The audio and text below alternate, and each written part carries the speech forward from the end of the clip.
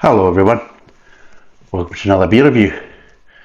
Now, today we're back on the Stonehouse Brewery in Shropshire. I think we did one before previously, which was, God, what was it? Was it an IPA? I think it was an IPA, and that was actually quite nice. Now this is a session pale ale. It's 4.3%. Has Nelson Sauvin, Citra and Harlequin hops. It's called Slowdive. I could make a joke about that. And I will. Slowdive. This is my younger days. Oh, I could spend hours doing it, you know what I mean? A few times you'd have to check to see if I'd fallen asleep. A couple of times I had. Well, as I always say, love, you know what I mean? If the smell doesn't keep me awake, there's a good chance I'll drop off, you know what I mean? Jesus Christ. Session pale hopped with Nelson Sauvin, Citra and Harlequin to give a flavour and aroma on hints of mango, grapefruit and white grape. There you go. It's 4.3%. Shall we get a wee crack open and see where we are?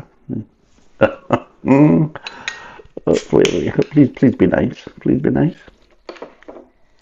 Wait a minute, I got the wrong glass here. What the fuck's that shite?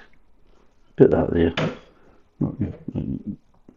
I gave my fucking chest. Get on here. Oh, he's got a glass. Right, let's pour it. There you go.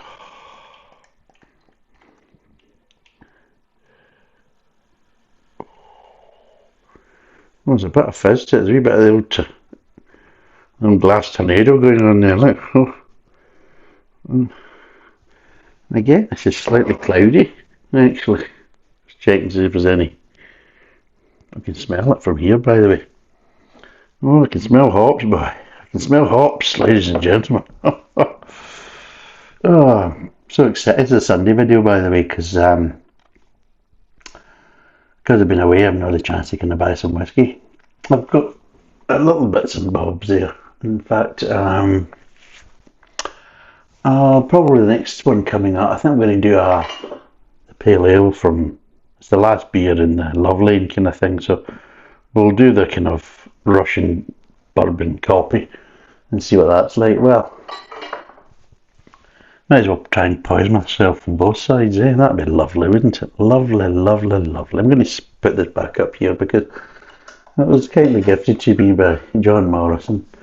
And I think he gets excited when he sees it swinging there, you know. I mean, who wouldn't, you know? A lot of people get excited if they see it swinging there, you know. Lucky boys and girls, aren't they? Right, shall we have a sniff of that? You can probably tell I've slowed down the speech and everything else. I'm kind of stalling for time. Oh my God, I can understand him now. He's not talking at 500 miles an hour. He's talking as if he was a bit downsy, you know what I mean?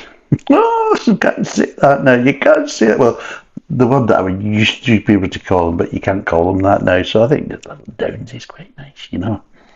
You don't really Davy Downsy, you know. There's nothing wrong with that. And if there is, well, I'm just an old dinosaur, so there's no point in trying to convert me to your cause. Go and find someone else who's got more energy and actually gives a toss.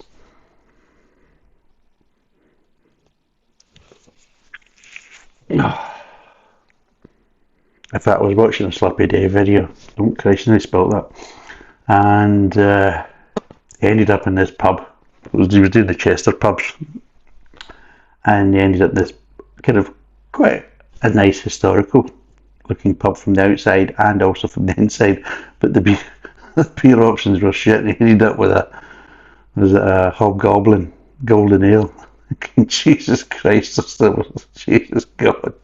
And he actually nearly swore, and he's like, oh, I don't swear in the videos and that type of stuff, and I'm thinking, yeah, neither do I. Bollocks. But yeah, well, I used to not swear, and I thought, well, what's the point? It's like, if you're drinking some of the shit I'm drinking at the end of the day, you know, I think, you're not helping yourself by trying to stifle it, you know, just let it all out. It's fucking piss, just, let it out.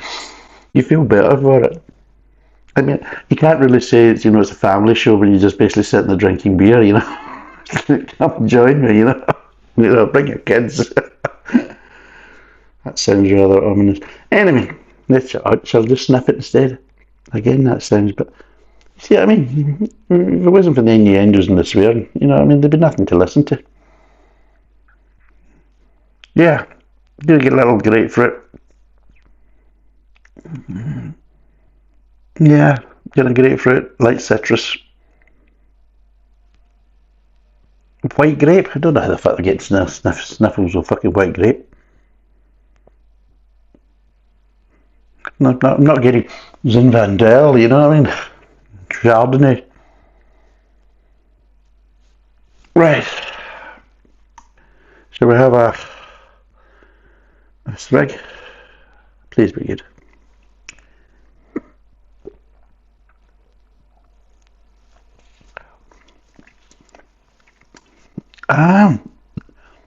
Flavour actually quite nice. Again, like I had with the IPA, two things that stand out. One good, maybe one not so good. Mouthfeel, initial mouthfeel is just maybe a little bit overcarbonated, just a little bit, and the mouthfeel slightly affected with it. Didn't really affect the swallowing of it, but it was a bit noticeable just as it basically at the front of the mouth and the front of the tongue. So that's the kind of ever so slight downside. On the good side, on the upside, there's the balance again. And the hoppy flavours are there. They're nice and clean. I can pick them out, but they're just that nice level where they're pleasant and enjoyable. It's like, amazing. As I've said for years, less is more. You've got to get a balance right between the malt. And there is, I can taste the malt, but I'm also picking up just nice, clean flavours of the hops.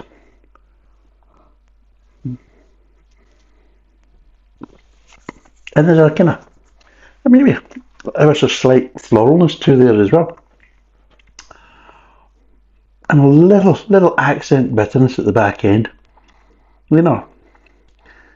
Bordering on maybe a little bit sour, but not piney. So you're tasting, you think, a little bit of kind of bitterness, kind of sourness there. But you think, normally you would taste that, and think, oh Christ, here comes the bloody pine. But no, but you don't even get a feel that here comes the pine. It's just, everything is just at a nice kind of controlled level. And I'll be totally honest,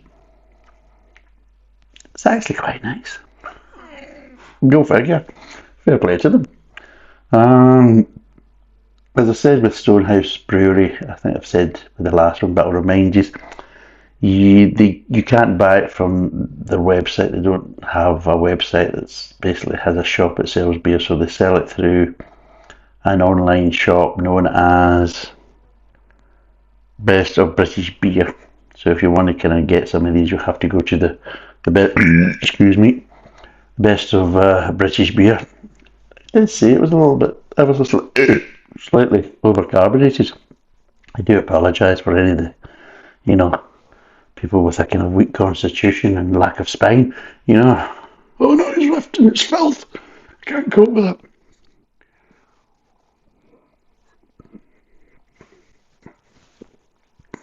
But the flavours are nice. There's a nice little bit of sweetness there. Body, I would say, is just about right. And overall, surprisingly enjoyable. Obviously, I'll be doing some, what do you call it? Triple F beers coming up. I think the last one wasn't too bad. The first two were a bit of a disaster. The last one wasn't too bad, but this seems to be so far kicking its backside. Seems to be that the Stonehouse Brewery in Shropshire has a lot more control within their brewing, and especially from my point of view, being more of a traditional beer drinker, that isn't a huge big fan of New World hops being used in kind of more traditional beer styles. Why don't you make up your own beer styles, and use these type of hops? But no, they want to kind of fan them into more kind of traditional kind of styles. And while I'm not a huge big fan of it, I don't mind it when it's done right, done with a bit of kind of care, attention, and just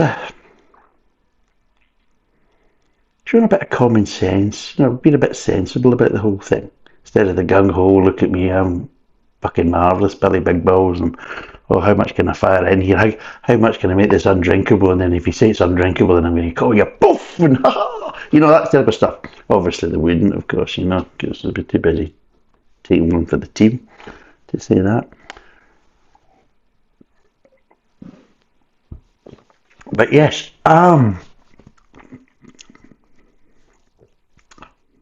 maybe slightly peachy. I'm picking up a little bit of peach, ever so slight. But yeah, it's very nice. What they're saying. Grapefruit, yes. Mango, maybe a little bit of mango, yeah. I'd say a little bit of citrus there as well. But yeah, mango. We kind of go along with the sweetness. Obviously, the mango isn't actually providing any sweetness. Hopefully that should be coming from the versus sugars they add. Well, it is a modern day beer, and there's probably more sugar than bloody malt in it. But for what it is, it's actually quite nice. So, shall we break down these flavours? Oh, I bet you do. It's Halloween, so it's been and gone now, actually. Halloween has been and gone. Not one chap at the door, not one trick-or-treater. I think the sign must have put them off. I kind of tried to make it a kind of, how you say, child-friendly. It was, fuck off, you scabby wee bastards, or I'll pump you, so nobody turned up.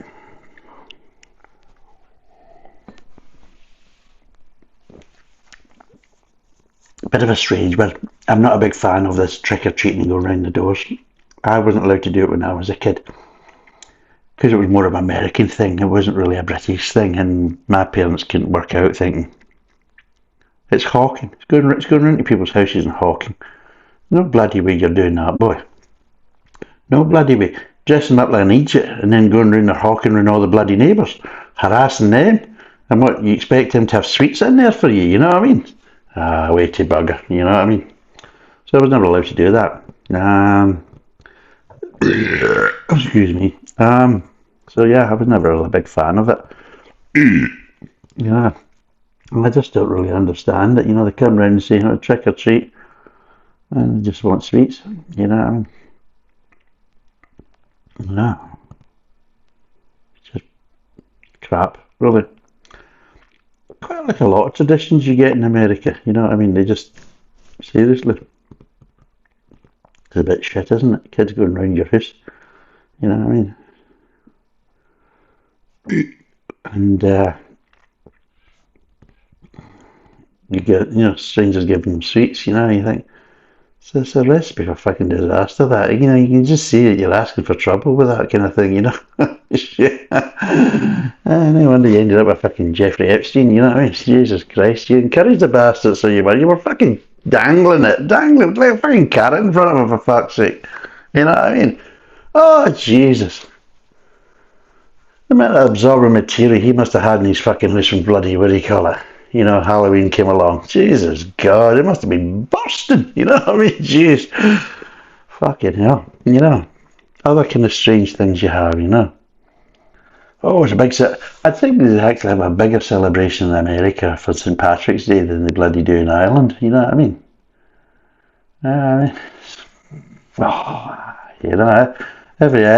Every bastard's Irish in that day, you know what I mean? Well, I'm fucking not for a start, I can assure you that. Slugging that piss, you know what I mean? The whiskies aren't really that great. Teeling isn't too bad. Small batch whiskey, not too bad. Maybe a bit harsh in the back end, but yeah, Teeling's okay. But the price of it, not so cheap. That's for your Jamesons, your Paddies and all that willy pish. You can shove that up your bum because some of it's fucking hooching. And then, of course, you got Bushmills, Bushmills, Bushmills. Eh? Oh, well, not really classed as Irish, because at the end of the day, it's not the right side of the border, is it?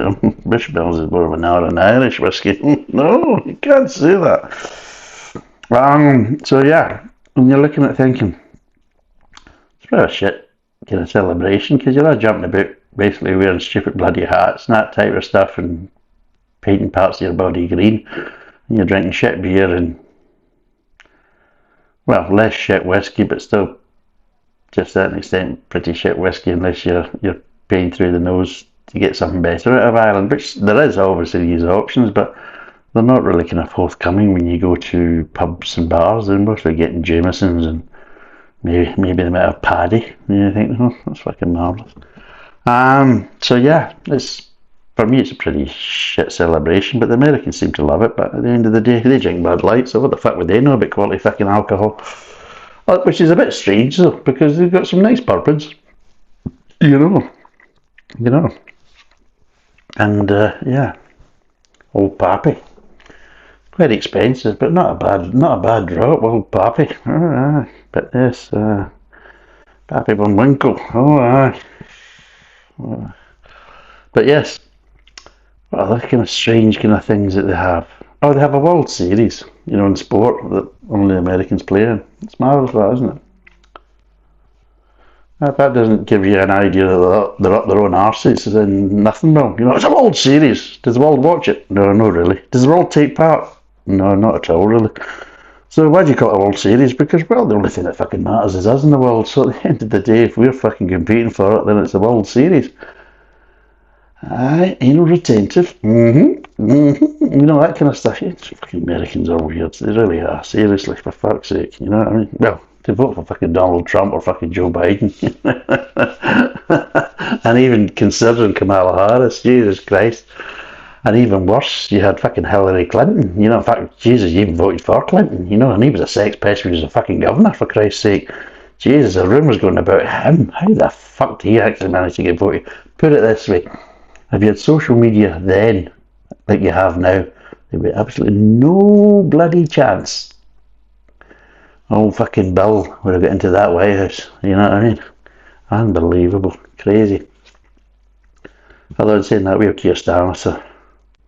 And I didn't even vote for the bastard. That's one of the great things that you have, in democracies. Like, even if you don't vote for the bastard, there's a good chance you're still going to get him. You know what I mean? That's democracy. Nobody says that, you know what I mean? One of the great things about democracy is that even if you're voting for something that you really don't want, there's still a bloody good chance you're going to get it. Democracy. Utter shit, isn't it? It's wonderful, eh? The great thing about democracy, somebody's got to be losers. And I would say right now with Keir Starmer, I think we're all fucking losers. But anyway, break down these flavours.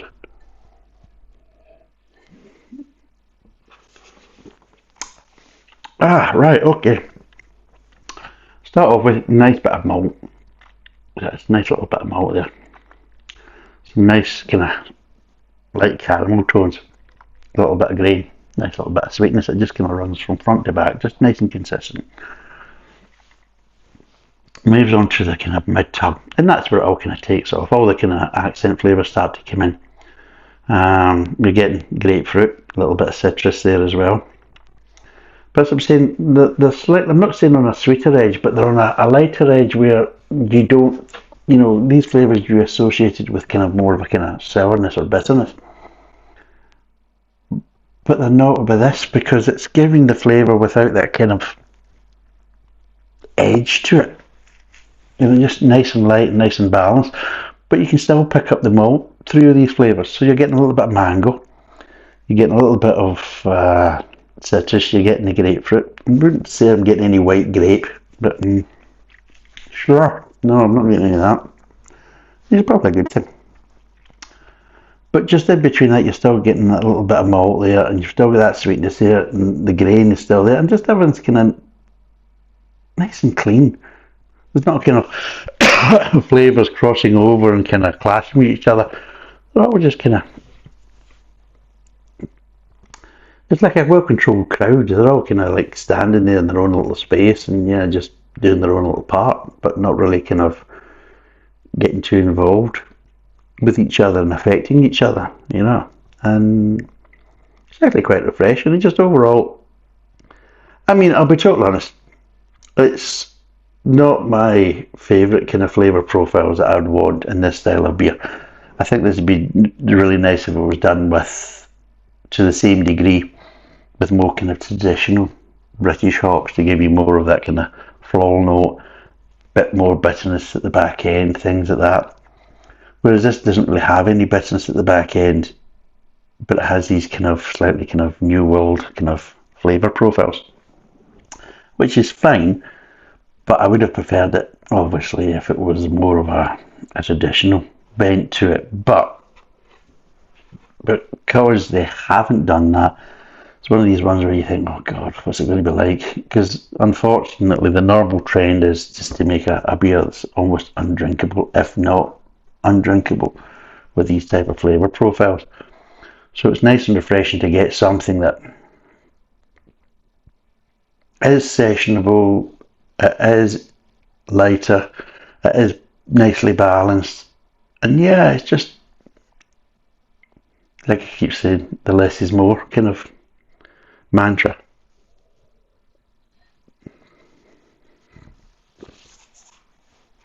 Moves on to the back end, and it's quite a quick, clean finish.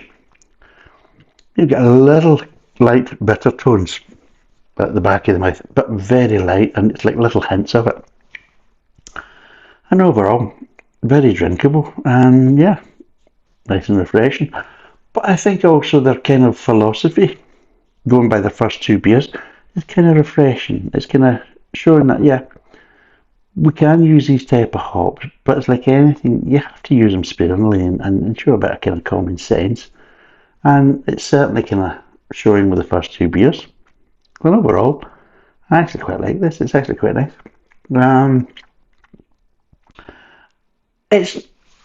I'll be totally honest, and here's a strange one. If I seen this in a supermarket, I wouldn't buy it, unless I'd maybe buy it as a Wednesday video.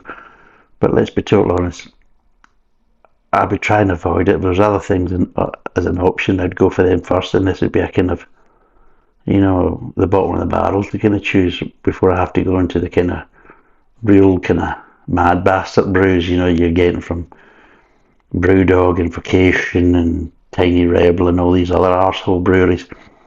But obviously after tasting it, if I seen this,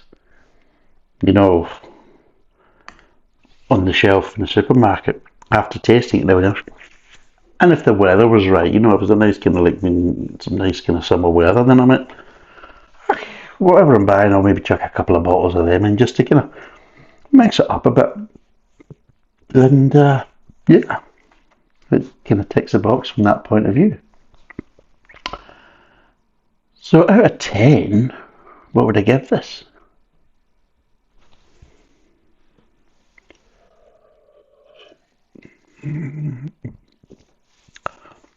I think price will play a part in it as well. And I think that obviously if you're buying for these kind of websites with delivery and everything else, let's be totally honest, you're never going to get a bargain. Very rarely you'll get a bargain online buying from basically websites, whether it's directly from the brewery or it's from these kind of websites that are kind of providing a kind of shop front to kind of smaller breweries or breweries that don't really want to go down and kind of having to deal with all that. They don't mind bottling it and just sending it out and let other people kind of deal with it, subcontract it out. You're not going to get many bargains with these type of companies and breweries anyway. So yes, they all kind of play their part. None of them are really kind of particularly cheap. But over and above that, I would probably knock, half a point off for the price and everything else. Maybe a point if it's kind of ridiculous. But overall, it's a really nicely balanced beer. It's been well brewed. You can tell it's been well brewed. The flavours are nice and clean and everything else. And yeah, respect them for that. That's 2 beers in a row of beer styles that I wouldn't really choose to buy, and I really probably wouldn't choose to drink. but was quite surprised with both. It's not turning me into a lover of these style of beers using New World hops, but it just gave me a little bit of more respect towards breweries that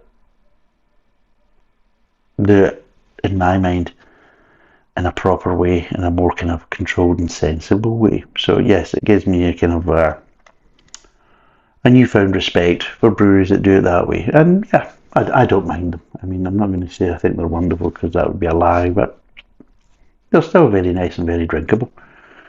And on that basis, I'm going to give this a 6.5 out of 10. And yeah, I would say if you're into these type of beers, or you know what I mean, you're looking for something new to try, then give Stonehouse Brewery a try.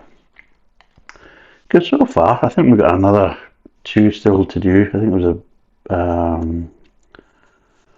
what was it? Yeah, it was 3 bottles of each, and I think it was 4 different types, and that's as much as I could get out of it. They don't do any more in the bottle. Overall, right now, 2 for 2. 2 good beers, and fair play to them. So it's, what is it again? Oh, 4.3%, 500ml bottle, 6.5 out of 10. It's a pale ale.